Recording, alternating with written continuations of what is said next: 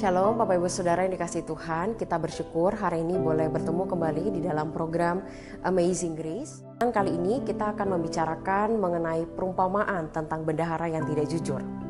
Perumpamaan ini terambil di dalam Lukas 16 ayat 1-9, tetapi saya tidak akan membacakan keseluruhan perumpamaan ini. Saya akan membacakan ayat kunci dari perumpamaan ini.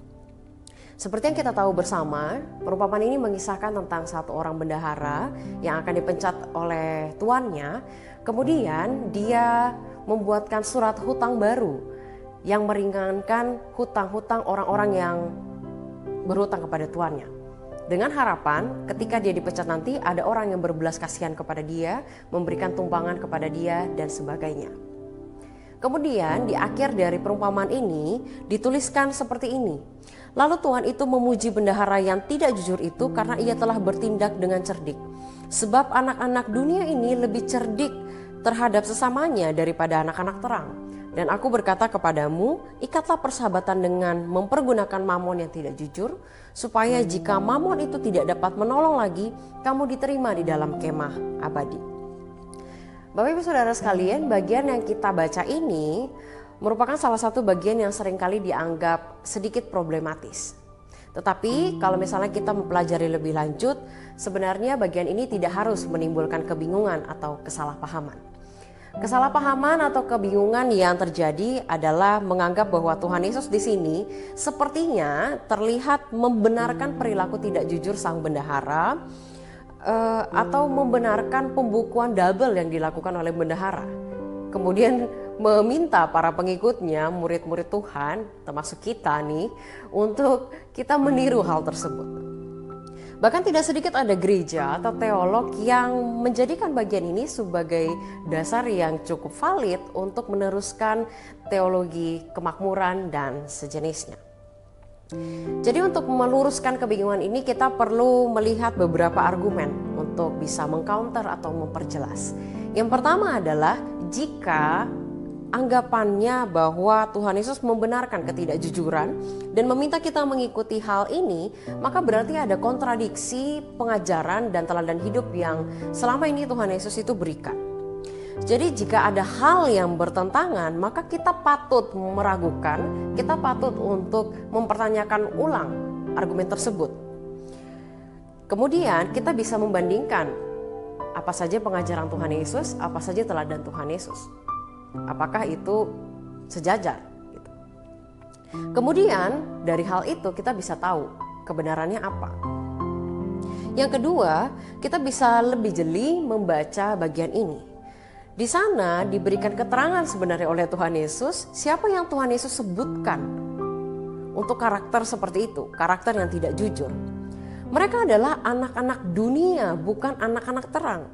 Kita bisa lihat di ayat 8 setelah Tuhan Yesus menyebutkan, lalu Tuhan itu memuji bendahara yang tidak jujur itu karena ia telah bertindak dengan cerdik. Kemudian Tuhan Yesus melanjutkan sebab anak-anak dunia. Jadi ini jelas merujuk kepada siapa? Yaitu anak-anak dunia. Kalau merujuk pada anak-anak dunia, apakah benar Tuhan Yesus mau anak-anak terang berlaku seperti anak-anak dunia yang tidak jujur? Lalu yang ketiga, yang terakhir adalah kita bisa mencoba mengerti apa makna dari ayat kunci yang Tuhan Yesus berikan. Di ayat yang ke-9 tentunya, dan aku berkata kepadamu, ikatlah persahabatan dengan mempergunakan mamon yang tidak jujur, supaya jika mamon itu tidak dapat menolong lagi, kamu diterima di dalam kemah abadi. Sebenarnya di dalam perumpamaan ini yang menjadi sorotan utama dan dipuji oleh sang tuan, yaitu kecerdikan sang hamba itu, sang bendahara itu. Kecerdikan di sini itu tidak berkonotasi negatif seperti yang dianggap beberapa orang. Kecerdikan di sini berarti suatu kemampuan untuk mengantisipasi atau memiliki pandangan yang jauh ke depan untuk bertanggung jawab atas kepentingan masa depannya di dunia saat ini atau di dunia yang akan datang saat berhadapan dengan Allah. Jadi sebenarnya pentingnya kecerdikan di sini mengajarkan bagaimana mempergunakan mamon atau harta selama kita masih berada di dunia yang tidak kekal ini menjadi satu persiapan kita supaya kita dapat mempertanggungjawabkan hidup di dunia yang akan datang. Kecerdikan terhadap mamon atau harta secara sederhana berarti kita mempergunakan harta kita, bukan kita yang dipergunakan oleh harta. Jadi intinya siapa yang memperbudak siapa. Harusnya yang terjadi adalah kita dipakai oleh Tuhan, kemudian kita memakai harta kita untuk hal-hal yang dapat dipertanggungjawabkan di hadapan Tuhan. Bukan kita dipakai oleh harta kita, kemudian kita memperalat Tuhan. Jadi yang menjadi tuan atas kita adalah Allah sendiri, dan kita adalah tuan atas harta kita. Harta bukan jadi tuan yang memperalat kita. Seperti yang Agustinus katakan, ada beda antara orang fasik dan orang benar. Orang yang benar itu mempergunakan harta, barang-barang yang ada di dalam dunia ini untuk menikmati Tuhan. Yang dinikmati itu Tuhan. Barang-barang yang di dunia ini itu tujuannya dipergunakan. Tetapi orang fasik itu berusaha untuk mempergunakan Tuhan supaya dia boleh menikmati barang-barang di dalam dunia ini. Tujuannya yang paling tinggi adalah bagaimana dia menikmati uang, menikmati materi, menikmati barang-barang di dalam dunia ini. Lalu Tuhan yang diperalat. Bapak Ibu Saudara sekalian, harta kita itu sifatnya sementara, tidak kekal. Tetapi kalau kita tidak setia di dalam hal ini, bagaimana kita akan dipercayakan untuk harta yang sesungguhnya? Harta yang tidak kelihatan didahului dengan harta yang kelihatan. Yang kelihatan itu urusan yang lebih sederhana, yang lebih mudah untuk ditaati.